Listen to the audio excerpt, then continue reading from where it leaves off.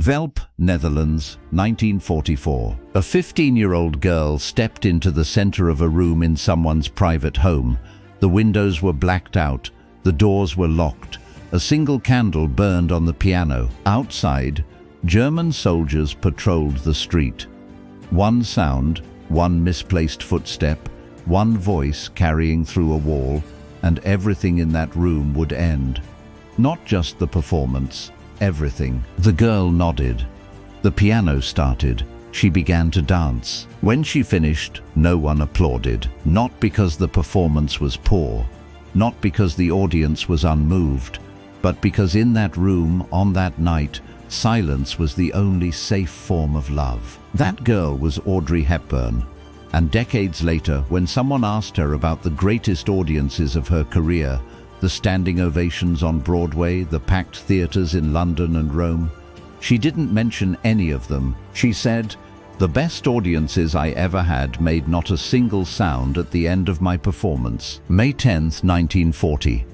Audrey was 10 years old when she woke to explosions over Arnhem. Her mother, Baroness Ella van Hamstra, had moved the family to the Netherlands the previous year, believing it would be safe. She was wrong. Germany invaded that morning. Within 5 days, the Dutch army had surrendered. Within weeks, the occupation had begun. Life changed gradually enough that each adjustment felt survivable, but fast enough that within a year the country Audrey had arrived in no longer existed. Street signs became German, rations were imposed, Jewish families disappeared from their homes. The swastika replaced the Dutch flag over every government building in Arnhem. Audrey kept studying ballet. She kept her face neutral and her thoughts to herself, because she had learned, as all Dutch children learned, that the most dangerous thing you could carry in occupied territory was an expression that told the truth. By 1941, the Nazis had nationalized the arts. The Kulturkammer required all performers to register with the German cultural apparatus. Jewish musicians and dancers were removed from orchestras one by one until their absence became unremarkable. Audrey watched teachers she respected vanish. She watched the front rows of approved performances fill with German officers who understood nothing of what they were witnessing. She kept dancing, and she kept waiting. Velp, Netherlands, 1944. A 15-year-old girl stepped into the center of a room in someone's private home. The windows were blacked out, the doors were locked. A single candle burned on the piano. Outside, German soldiers patrolled the street. One sound, one misplaced footstep, one voice carrying through a wall, and everything in that room would end. Not just the performance, everything. The girl nodded. The piano started. She began to dance. When she finished, no one applauded. Not because the performance was poor, not because the audience was unmoved, but because in that room, on that night, silence was the only safe form of love. That girl was Audrey Hepburn. And decades later, when someone asked her about the greatest audiences of her career, the standing ovations on Broadway, the packed theaters in London and Rome, she didn't mention any of them. She said, "The best audiences I ever had made not a single sound at the end of my performance." Her uncle, Otto van Limburg-Stirum, was executed by the Nazis in September 1942, taken with 4 other men in reprisal for a resistance act of sabotage. They were shot. He was the first person Audrey had known who was killed by the war. He would not be the last. His death changed her mother. Baroness Ella became a committed member of the Dutch resistance. She organized, she sheltered, she used the family's social position as cover for activities that would have resulted in execution if discovered. And she had a 15-year-old daughter who could dance. In 1944, a family friend introduced them to Dr. Hendrik Visser te Hoof, a physician who ran the local resistance network from his hospital. He forged identity papers. He coordinated communications with Allied governments in exile. He moved downed British and American pilots through safe houses. He needed money. He needed couriers. He needed people willing to do dangerous things quietly, without recognition, without any guarantee of survival. He looked at Audrey and saw all three. The black evenings had begun before Audrey was involved. Musicians forced out of the Dutch mainstream by the Cultuurkamer had started organizing invitation-only performances in private homes, partly to earn money, partly as an act of refusal. Windows were blacked out. Guards posted outside. Audiences arrived in small groups by different routes. By 1944, the money raised went directly to the resistance, funding forged papers, supporting Jews in hiding, paying for the quiet, costly infrastructure of organized defiance. The first documented black evening involving the Van Heemstras took place on April 23, 1944. Audrey was 14, almost 15. The gathering was held in a private home. Guests had been vetted. A friend of Audrey's sat at the piano, playing with the careful quietness of someone who understood that music made too loudly would kill them. No mistakes, no hesitation.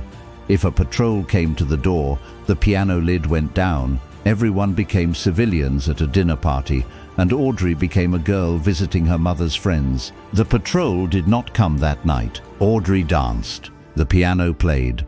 The audience sat in the blacked-out room and watched a girl move through the dark. When the last note faded, not a single person made a sound. Not because they didn't feel it, because feeling it in silence was the only form it could safely take. Guards were posted outside to let us know when Germans approached, Audrey later said. The best audiences I ever had made not a single sound at the end of my performance. By the autumn of 1944, Audrey was malnourished. The rationing had been tightening for years, and her body was showing it.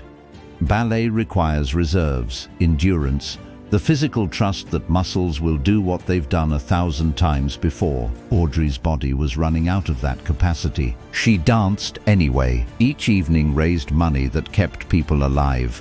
Jews in hiding who would die without the network, resistance workers who needed papers and food, Allied pilots moving south through safe houses. She choreographed her own routines. Her mother made the costumes from whatever fabric could be found. Her friend played the piano from memory. Very amateurish attempts, Audrey later said. But that was not the point. The point was that in a blacked-out room in an occupied country, a 15-year-old girl was using the only thing she had to fight back in the only way available to her. And each time she finished, the room fell silent. 30 people in a locked room telling her in the only language that could not be heard through walls, "We see you. What you are doing matters." Liberation came in the spring of 1945. Allied troops arrived in Velp. Audrey emerged from the cellar and found English soldiers at the front door. She spoke to them in English, the language she had been forbidden to use for 5 years. One soldier said, "Not only have we liberated a town, we have liberated an English girl." Audrey said afterward that freedom had a smell, the smell of English tobacco and petrol. In the years that followed, she rarely spoke about the war. She became Audrey Hepburn, Roman Holiday, Sabrina, Breakfast at Tiffany's, My Fair Lady, the Givenchy gowns, the pearls, the particular elegance the world agreed to remember her by. And underneath all of it, always the girl in the blacked-out room. Decades later, asked about the great audiences of her career, she didn't mention Broadway. She didn't mention the West End. She didn't mention any theater in any country where the lights were on and people could see each other's faces. She said, "The best audiences I ever had made not a single sound at the end of my performance." She said it without drama. The way you state a fact you have known so long, it no longer requires explanation. The people in those rooms understood what they were watching in a way no other audience ever has. They sat in silence because silence was the only way they had to say what they felt. And I have never, in any theater, in any country, felt more completely heard. That's who Audrey Hepburn was. Not the image, the girl who danced in the dark for people who loved her in silence, who understood, before she understood anything else about herself, that some things matter more than applause. That's the real story. That's the lesson. That's Audrey. November 1944. The Nazis cut off all food and fuel transport to the Western Netherlands in response to a Dutch railway workers' strike. 17,000 Dutch civilians died of starvation before liberation the following spring. Audrey ate tulip bulbs ground into flour. She ate grass. She developed jaundice, edema, anemia. She did not stop. She helped at the hospital.